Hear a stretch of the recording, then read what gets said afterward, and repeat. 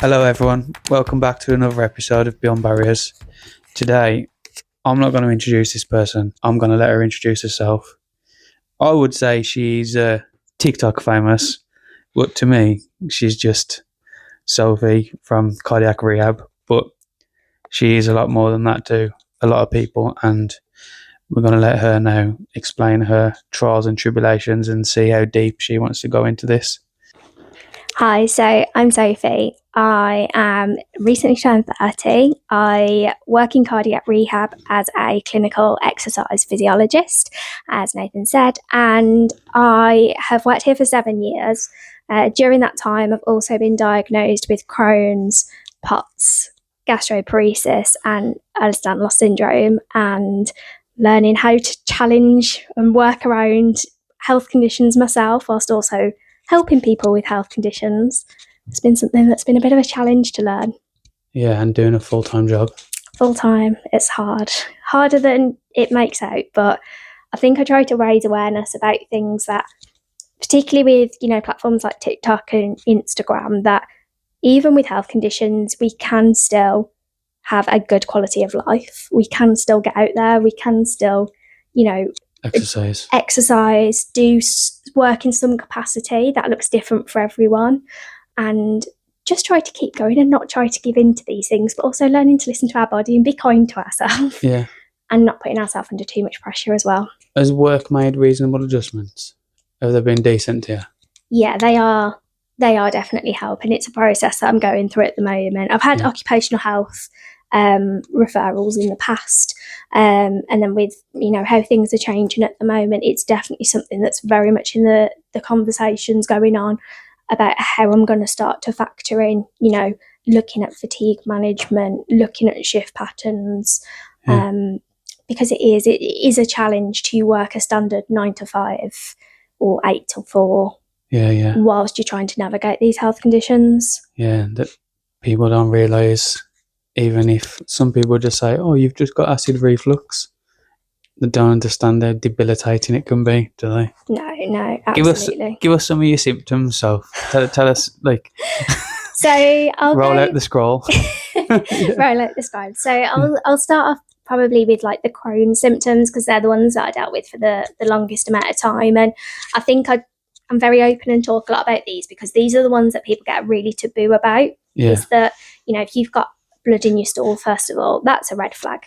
People are scared to talk about poo, aren't they? Oh yeah, people are so scared to talk about poo. So if you've got, even if it's changes to your bowel habit, you're normally someone that goes once a day like clockwork. You've had changes, speak to your GP. If you're noticing blood or excessive mucus, anything like that, again, speak to your GP. Now, in most cases, these aren't anything sinister. That we throw around a lot of the times, check for bowel cancer screening and things like that. But a lot of the time, these things might get positive results, but they're not always something sinister. So it's definitely, don't be scared to go and get these things checked out. So like I said, changes in bowel habits, blood in your stool, that sort of thing, I'd definitely say look out for. And that's something I had a lot, going 20, 30 times a day at my worst and just pouring of blood from your backside and blood clots. My God. Yeah, it's not pleasant.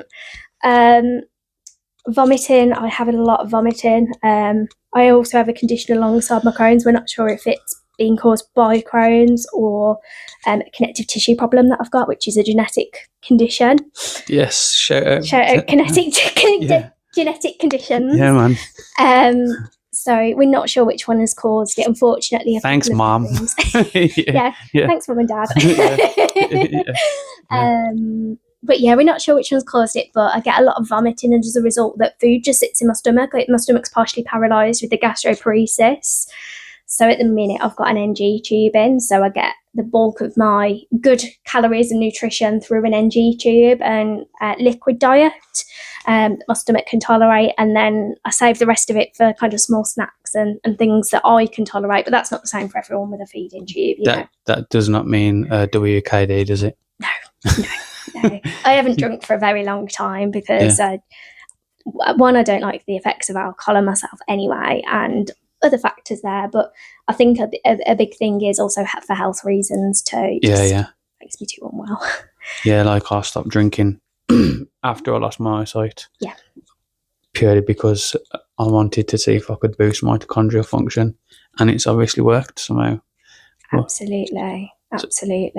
And that at the end for you, is it the The stomach symptoms stuff? the symptoms keep going on. So vomiting, obviously abdominal pain, cramping, my stomach swells up huge, like that sort of thing as well.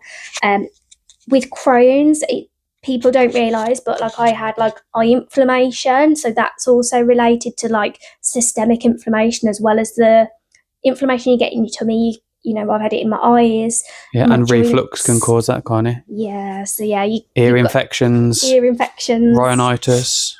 So many problems. There's that, and then like the POTS side of things. So first of all, what is POTS? It's postural orthostatic tachycardia syndrome. So a lot of people think this is a heart condition, but it's a nervous system problem. So the feedback that my body sends to the brain is that it's not very good at knowing where it is in space.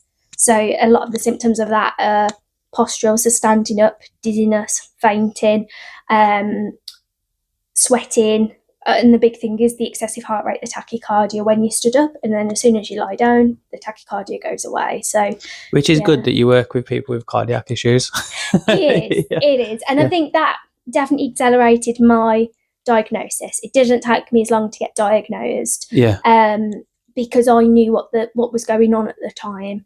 And this all came about kind of after I was diagnosed with Crohn's too. So I called in my cardiology colleagues and they helped to get me diagnosed pretty quick. And now I take beta blockers and that helps me. So that's a few of the conditions. I feel like, sometimes you feel like you can literally write a whole list, don't you, of what is all your symptoms. And they change from day to day. Very dynamic, aren't they? Yeah. Very dynamic. I don't know if you've felt the same, that you've noticed dynamic symptoms of one day you could do something, but then the next day it's completely different. Yeah, like I get up in the morning, I haven't woke up in the night. I've had no racing heart in the morning when I've woke up, no anxiety. I haven't had acid reflux through the night. I haven't needed to get up to go to the toilet. I've woke up and I thought, oh my God, I've had a good sleep. I'm cured. Yeah. 10 minutes into the day, eat breakfast, instant chest pain. I'm like, oh, no, I'm not. Yes, here we go again. Yeah. And it's that constant reminder, isn't it? Having a mind that wants to do everything, and a body that doesn't, just physically can't.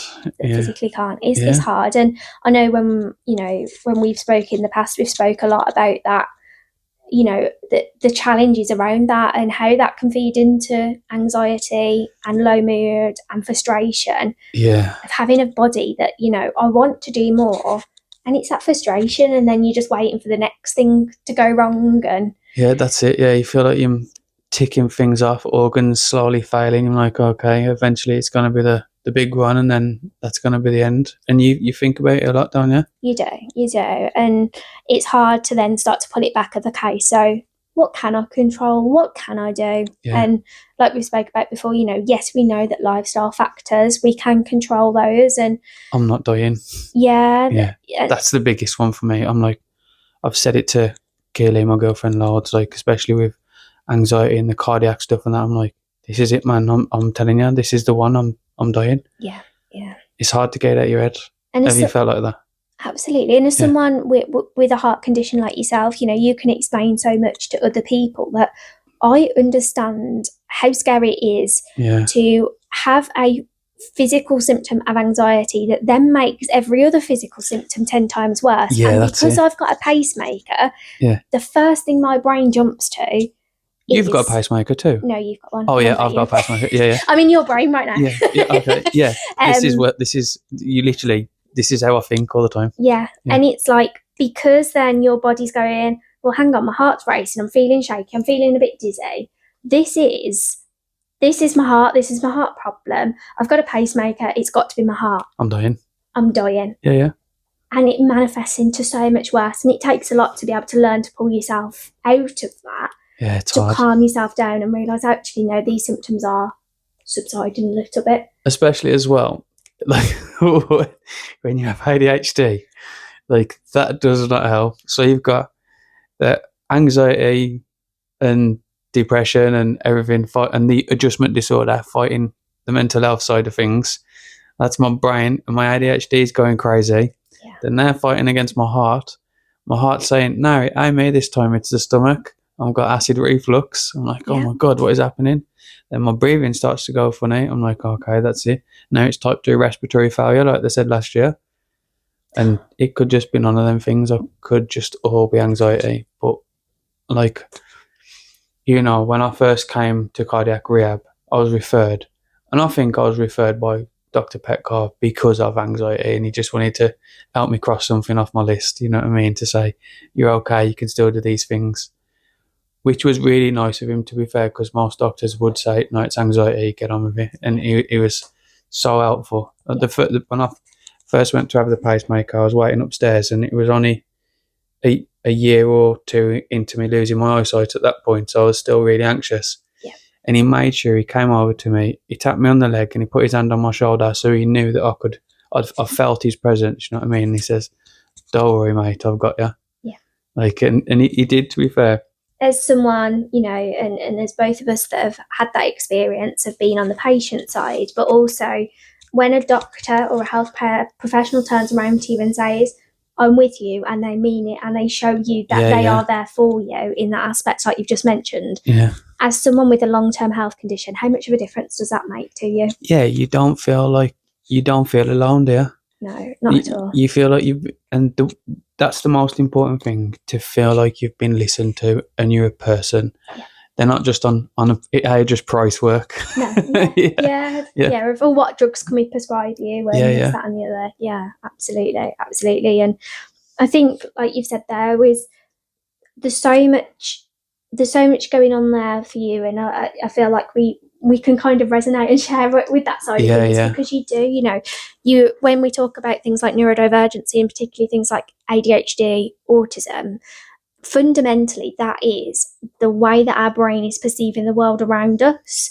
So if we're having processing problems of the world around us, our brain also struggles to deal with the feedback that it gets from, you know, the nerves, those negative feedbacks that come from our legs, that come from our stomach, that come from everywhere else. Our brain struggles to know what to do with these. And that's where we can find that a lot of these kind of nervous system problems can get worse. And so many people, like you said, will just write it off of, oh, it's just anxiety. But just anxiety is the worst thing that you can be told, or it's just in your head. Yeah, it's not just. It's not just. And actually, by appreciating, actually, it's my nervous system, and me worrying about these things is going to make it worse. But there are ways you can help to do it, isn't it? And appreciating the way that you interpret the world around you can be very similar to the way that your brain interprets the signals it's getting from the rest of your body.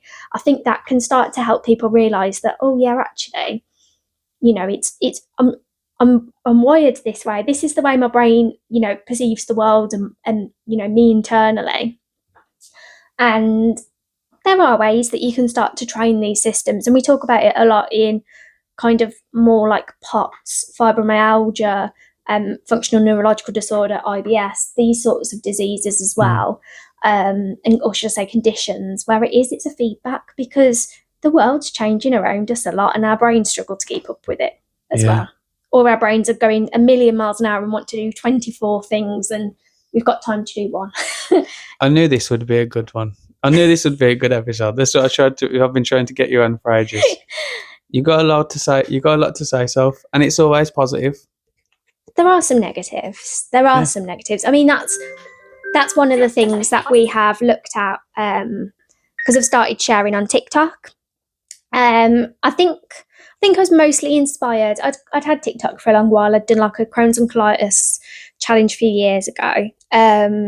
But whilst I was in hospital last year, I decided I was going to start sharing it, because I was in a bit of a bad place mentally at that point as well. I was struggling.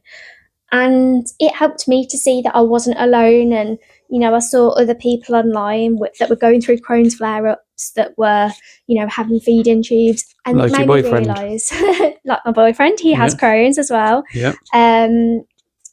So it's those sorts of things I've seen other people, and it almost normalised, but not normalised, if that makes sense, that like you're not alone. You're part of a community now, ain't you? Part of a community. But I find that online, a lot of information, it can be really negative, especially around chronic illness. And when I talk about chronic illness surrounding things like ME, which is chronic fatigue syndrome, whether that be around, POTS or hypermobile Ehlers-Danlos syndrome, whereby people think these conditions are life sentences. And yes, there are some really horrible, horrible symptoms. And I think I got off quite light and lucky with my symptoms. So many people struggle so much, but I also want to put it out there that, look, I had to go back to basics. I had to have my mum help me wash my hair when I got out of hospital. I couldn't walk up and down the stairs when I was first at home because I was just so exhausted, so unwell. And I've built myself up and showing other people how to do that themselves as well, of get yourself some resistance bands and do 10 minutes on your bed a couple of days a week to start off with. Yeah, and that probably helped you, really, coming from the background that you're in, to know, like, what you need to do. But yet there's got to have been times where you thought, I can't do this. Yeah, absolutely. And I've been very open with that side of stuff. So I've put on there, like, the motivating, this is it. But I've also put on there that, having a really rubbish time at the minute. I am peed off. I want to be in a healthy body. I hate being told every time I go and see a doctor that I'm complex. Yeah, that's annoying, isn't it? The amount of times, I'm sure you've got it as well on your medical records of, you're complex. We don't know what to do because you're complex. I don't want to be complex. I don't want to be complex. No. Yeah. And sometimes you do. I don't know if you get that as well. You just get really frustrated and you do get a bit low, and I do share that it's okay. But I think showing that reality that, What's your coping mechanisms for this then? How do you be resilient? I have a bit of a unhealthy relationship with it, I guess. So I was diagnosed with OCD back in 2021. No way. I don't have contamination OCD. I actually have an OCD whereby I have so much fear of failing. I have so much fear of letting people down. I can speak about it quite openly now, but there was a point I couldn't even admit it to my therapist at the time that I couldn't buy gifts or anything for people. If you could have heard that then, guys, that was just the we'll do it for the audio. That's the sound of a high five, man. I was so petrified of almost thinking about the future and, well, if I buy this person a gift, harm is going to come to this person. If I don't do X, Y, and Z, harm is going to come to this person. If I don't do this. And it's such a bit of a narcissistic way to think about it, but it's actually the complete opposite. It's because I care so much about people. Yeah. I care so much about not letting people down that it's almost a bit of a superpower to keep pushing me. But at the same time, I burn myself out so much. And I don't know if you find this, it couples quite a lot with mental ADHD, health's exhausting, man. Mental health. And this kind of almost fear of letting people down is what pushed me so much to carry on. But then at the same time, I'm now learning from literally my body breaking on me. It's very close to a cardiac arrest last year. It was the most scary time. My mum and dad were there. It was not nice at all. I was really in a state called peri-arrest. It was just horrific. It was not a very nice time at all. I can relate to that, mate, what that feels like. Yeah. And if anyone, I hope no one ever experiences it, but if you do, it's all guns are firing in your body, and it's literally everything is on. It's all fight mode, and if you was in a Spitfire in 1943, it would have been you was going there and you got to pull the parachute because this is the end. Yeah, yeah, and I'd never had that. Obviously, everyone has fear, but I'd never had that sense of impending doom and pain across my chest and down in my arms, the blurred vision. Couldn't keep my eyes open. They would literally got me upside down in the bed. My blood pressure was shooting right up because of POTS, my adrenaline. I have too much adrenaline from time to time. So my blood pressure was 180 over 130, and my heart rate was 160, and I was upside down in a bed because they're just, no control over urinating. It was literally ammonia smell that was coming out. It was horrific, what my parents were watching. Doctors were pouring a sweat trying to get, arterial blood glasses. But a lot of that was due to... Slow that down again, mate. Say that ABG again. arterial blood gas. And now explain what that is. If no one has ever had one, it is horrible. Yes. So normally when you have your bloods taken, they take it via a vein with a very small needle. When it comes to putting it into the artery, it's painful, isn't it? It is not nice at all. Especially when they miss. Yeah. A lot of times. Yeah, they do. Yeah. Yeah. So that was not pleasant. And in the end, they actually really struggled so much. And we found out later of that day it was because my potassium was so critically low. That's what my problem was. So yeah, that was scary. And it was like, if I shut my eyes now, I'm saying goodbye to my parents. Like, it's not a nice thing to talk about. My parents are still very much traumatised, I think, from watching that. And I remember thinking, because my partner was still living in the Isle of Man at the time, I was like, do I phone him to say goodbye at this point? Like, it's scary, isn't it, when you're in that situation? But yeah, that was not nice. It's awesome, though. You can speak about it now openly. Yeah. So people know they ain't on their own, man. Exactly. Because when you are in that situation, it is the scariest. Yeah. The scariest thing, isn't it? You got brothers and sisters? I do. I have a brother. Younger. Has he got any health? So he's under investigation for Crohn's like symptoms at the moment. So you open the door for him now? Yeah. Won't go too much into that for him. But he's waiting to find out more things because he's got underlying problems. But Mum and Auntie have both had a hell of a complex history, and it's only now that I've been diagnosed with a genetic condition that they're then going back up the history and thinking, oh my word, your mum and auntie literally tick every single box. They've had to have their spines reconstructed, knee replacements, all at young ages. Oh my God. All so with the Ehlers-Danlos syndrome, which is a genetic condition, it literally affects every part of connective tissues, whether that's veins, whether that's the arteries, dissections of really weak blood vessels that just rupture, everything that should hold everything in place. So something that I speak a lot about on online is actually I've got a rectal prolapse, which is an embarrassing thing for people to talk about, where essentially your bowel comes out your bottom. No way. It's horrendous. It's horrible to deal with. It does sound enjoyable. Horrible. And they're probably the videos that have got the most comments of thank you so much for sharing it. And the amount of messages and DMs that I've had of I'm so glad that I've seen someone that I can relate to that's going through this, because I have got no one in my friendship circle. I've got no one to speak to, or, oh my God, that I've got those symptoms and I didn't know that that's what it could be. Thank you so much for raising awareness of it, because no one wants to talk about poo. Like we said earlier, who wants to talk about poo? Bums. Bums, poo and genitals.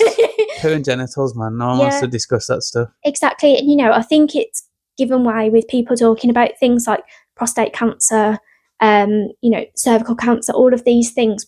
People are more likely to go and seek help now because of awareness of it. So it's proof that... Jeremy Clarkson literally just said that a week ago, didn't he? Yeah. Absolutely. And he's probably someone that wouldn't have spoke up about that a long time ago had it have not been so much awareness around it previously. Yeah, definitely. Yeah, it is. And I think, going back to the question about resilience, I think you kind of have two opportunities when you're in, or two pathways, don't you, when you're in these situations, and they can cross over. They're not always a linear path. And sometimes we think, no, I'm not going to let this beat me. And then the other path is, I can't be asked today. I can't be asked. Yeah. I'm giving up. This is the way my life's going to be. And they can swap. They're not linear paths. They can swap courses. But I feel like as long as you're heading towards this, I'm not going to let this beat me. I'm going to find out what I can do with whether that's mobility limiting condition, life limiting condition, I'm going to work out what I can do, what I can't do. It's trial and error. I think a lot of people struggle with the fact that there's not just a pill to help you. Yeah, that's hard, isn't it? It is. Yeah. It is. And it is trial and error to find out what works for you, because you could have two people with the same condition and they respond completely differently. Yeah. But yeah, I think it's about appreciating with any kind of long-term chronic condition. One of the barriers to getting better is a lot of people really struggle with the trial and error part of it, of go and take this tablet for a few months. Okay, it's not worked. Yeah. We'll try the next thing, because we all just want to feel better straight away. And cut this out of your diet. No more curries, no more.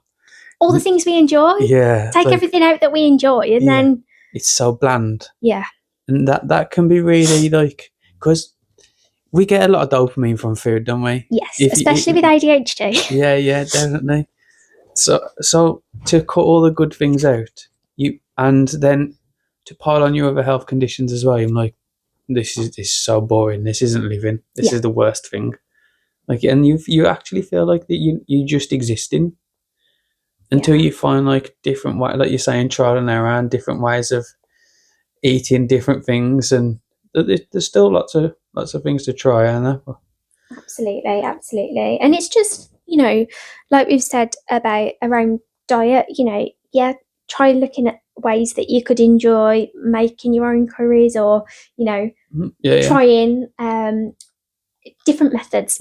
Could you actually make a higher fibre content for someone that, wants to try and eat healthier and doesn't have any problems with having fibre? Could you make that meal higher in fibre, so it's going to slow down the digestion, that sort of thing, make you feel fuller for longer? If you've been told, well, you can't eat burgers, well, actually, do you know what? You can eat a burger, but make it yourself at home from, lean mince, squish it down, not too much that you've added turkey mince. Turkey mince. Yep. You can still have these things that we like, but it just. And on the next episode, cooking with Nathan and Sophie. You don't want me cooking. Yeah. It's not something that I don't mind, but it's not something that I would find much enjoyment out of. Some people love it, don't they? But it's not for me. So if someone said to me, the only way you're going to get better is you've got to learn to cook something, you would do it, but you wouldn't get no enjoyment out of it. Yeah, of course. So we're all different, aren't we? You used to do a lot of dancing, don't you? I don't know if you still do. No. So yeah, I did. How did you get on with your health complications and that type of world? Was because you talk about taboos. I bet that was definitely something you couldn't talk about with the girls, ain't it? Or was it quite open? They were quite open. So that's really good. Yeah, they were quite open. So when I was a dancer, I danced at quite a high level, and we were very fortunate. We got to go over to America and compete, and they saw me for quite a few years when I'd be told by my dietitian, right, we think it's we think it's lactose intolerant, so you've got to be, dairy free, or should I say lactose free at that point. So they've been there when we're away competing, and I'm asking for all the awkward,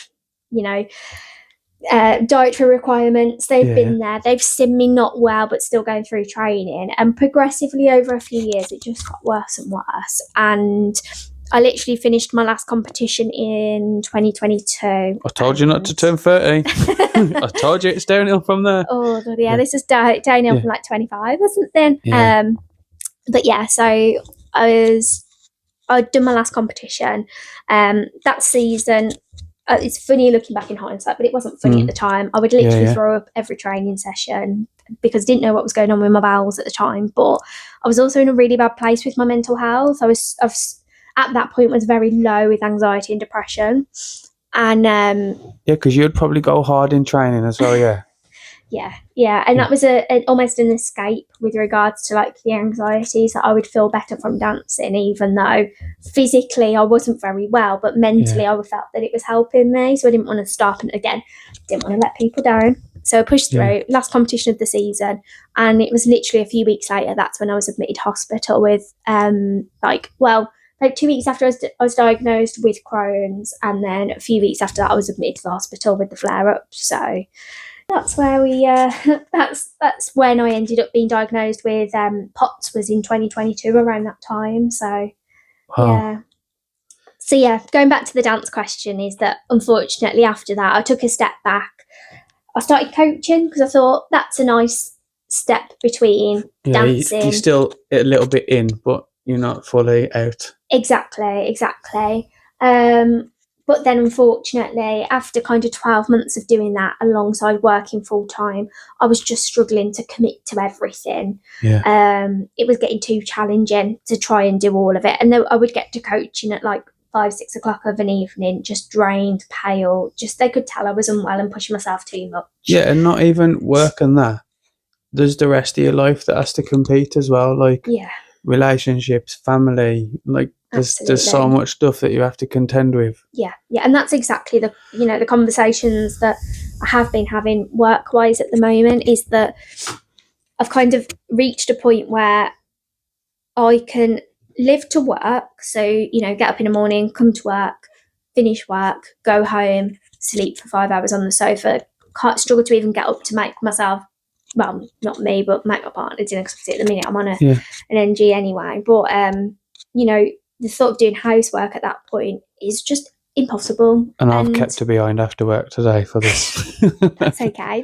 Yeah. I can rest. It's fine. But yeah, so it's really hard to get that balance of, working and living. And, I'm in the process at the moment of discussing what's going to be best going forward. Do we try and look at almost doing a couple of days, rest day, a couple of days, and just, find out. But that's still very much up in the air. And it's very long, isn't it? Of course. Just like the PIP application. Yeah, I actually got declined for PIP when I looked at it last year. I didn't feel that I qualified for it, but I was actually told by a doctor to apply. Have you appealed it? I didn't at the time, because from my conditions, I find that because I can physically walk a distance, for me actually standing, if you asked me to stand for 5 minutes completely still compared to go for a 5-minute walk, I could walk for 5 minutes. I couldn't stand for 5 minutes. What about on your worst day?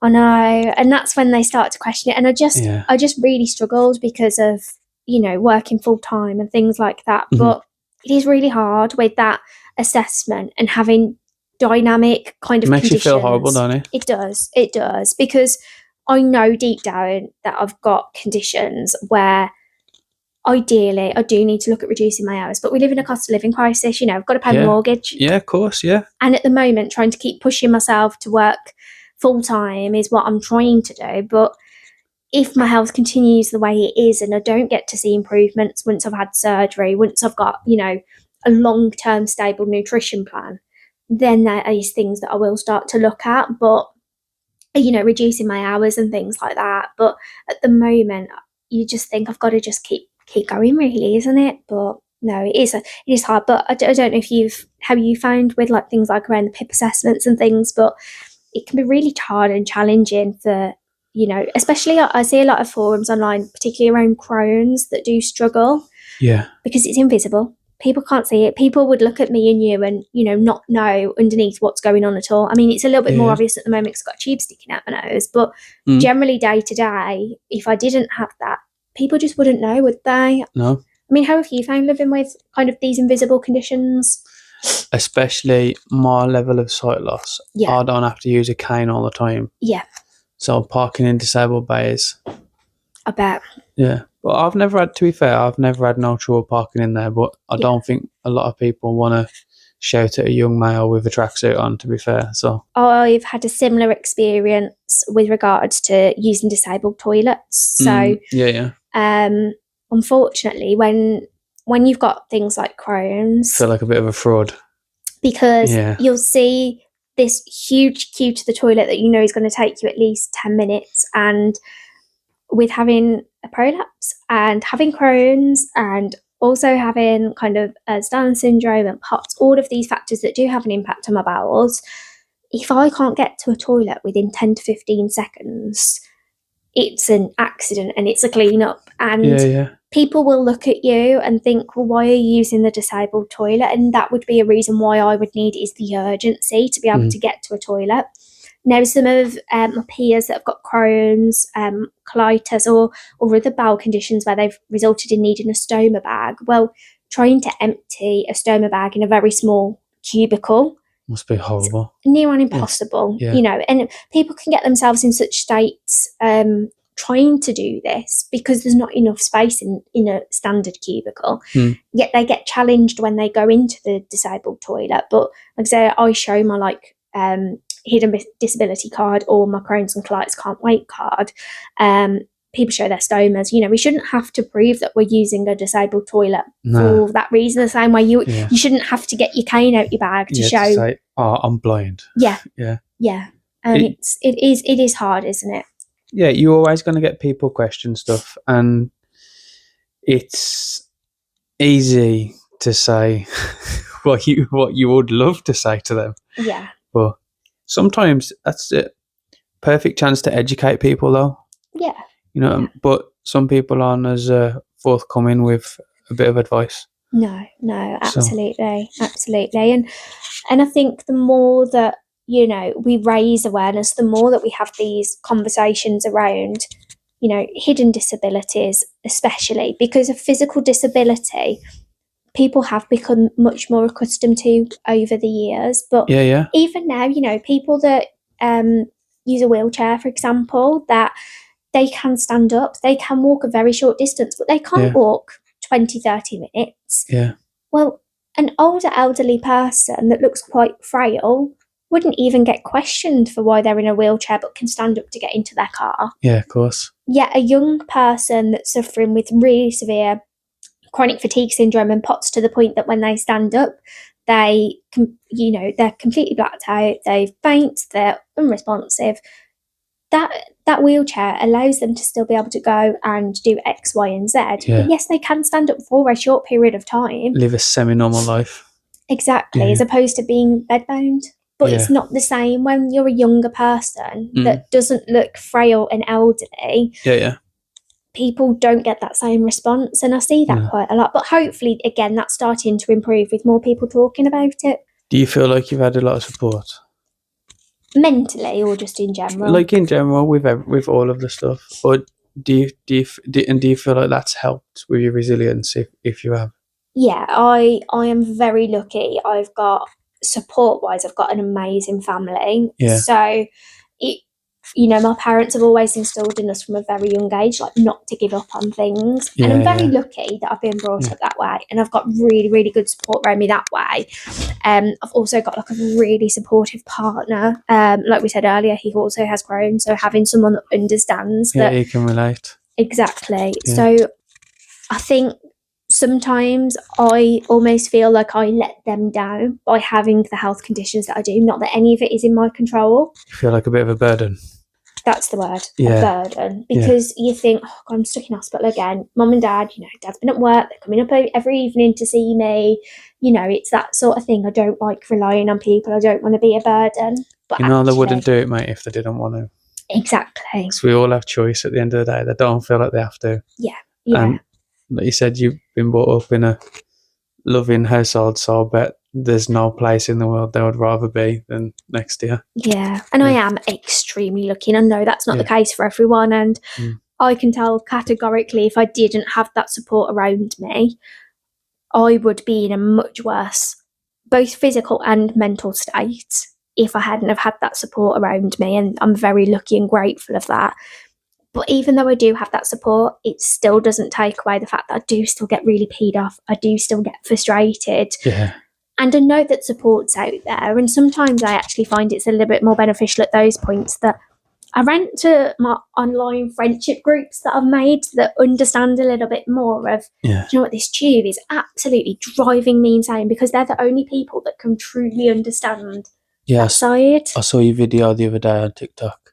I think you said when it's either when you cough or when you sneeze or something like that, and you throw your tube up. I've done it when I've like coughed or been sick and like physically thrown the tube up, and it's just horrible, and it pees you off, and then it's another hospital visit for them to get it back in. Exactly, to get a fresh tube put in. They luckily don't shove the one back down, but it's just frustrating. But then at the same time, you then appreciate, well, because I've got this feeding tube, I'm able to be back at work. I've got stable nutrition. My weight is now stable. It is those things, but it can be really hard sometimes to appreciate that. And medical devices. I mean, how did you find, like when you became registered blind with being given a cane? How did you find that? This always happens on these podcasts. I always end up getting interviewed. It always switches. we go backwards and forwards. Yeah. I don't know. Really. I still hate it. I haven't accepted it some days, like we were talking about good days and bad days. Yeah.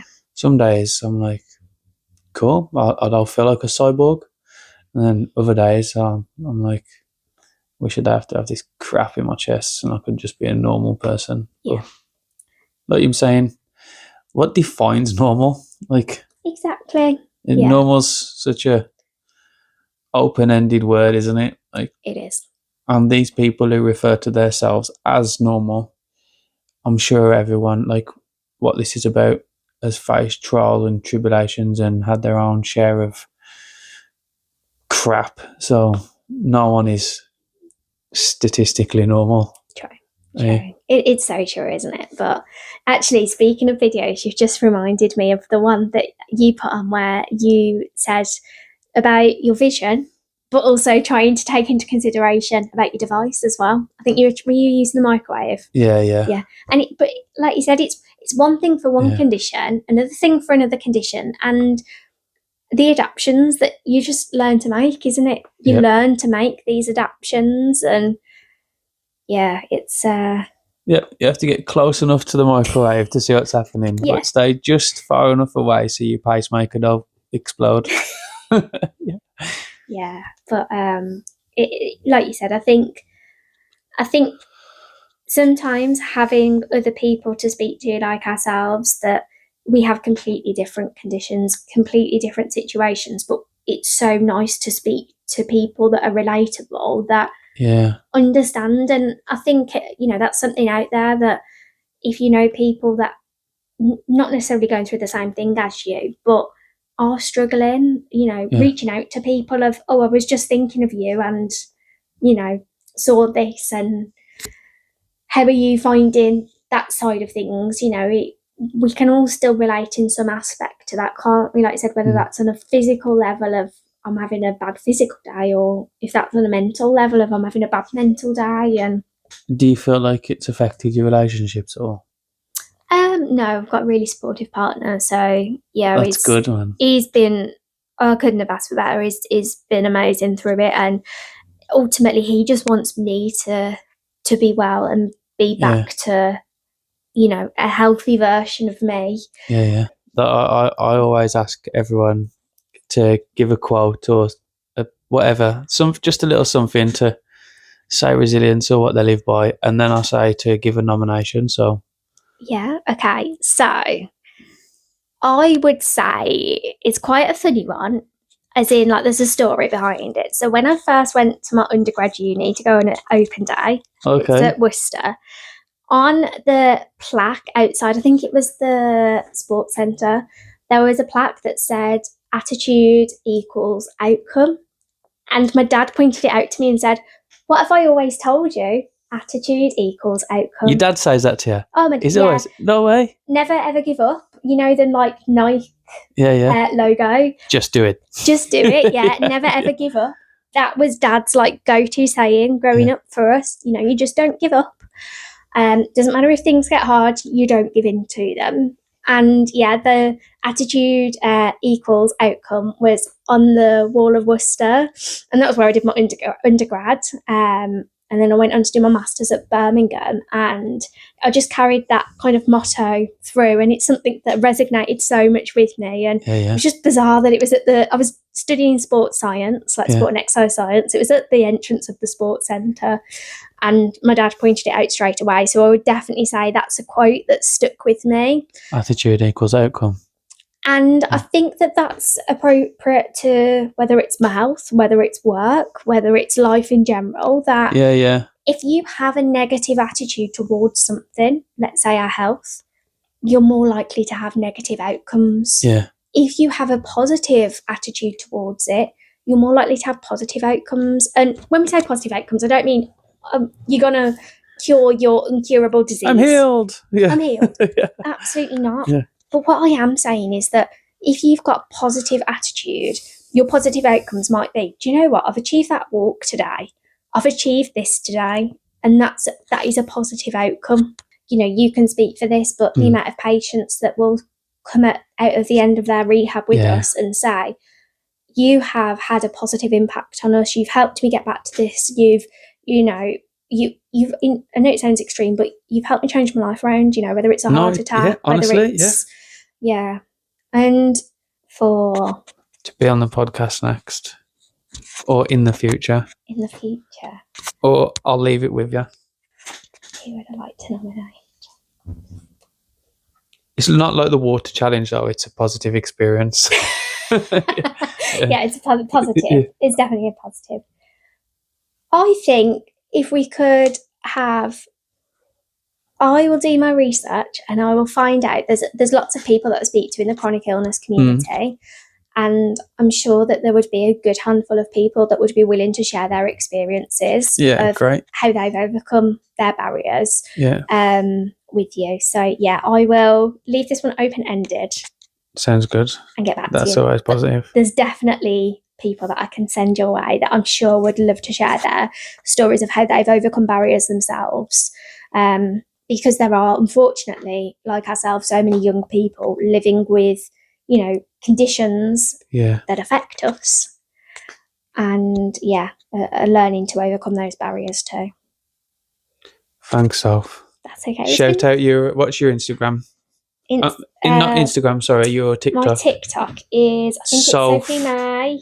Sophie May 66. That's SOPHIEMAY 66. Correct. Everyone get following. Thank you. Well, thank you everyone again for listening, and thank you, Sophie, for being really open and sharing your story. Like I always say, if anyone was triggered by anything that they've heard today, please seek support. Please talk. Go online. Create a new friendship circle. Follow Sophie and get talking to her. Yeah. Thank you very much, guys. This has been Beyond Barriers. See you next time.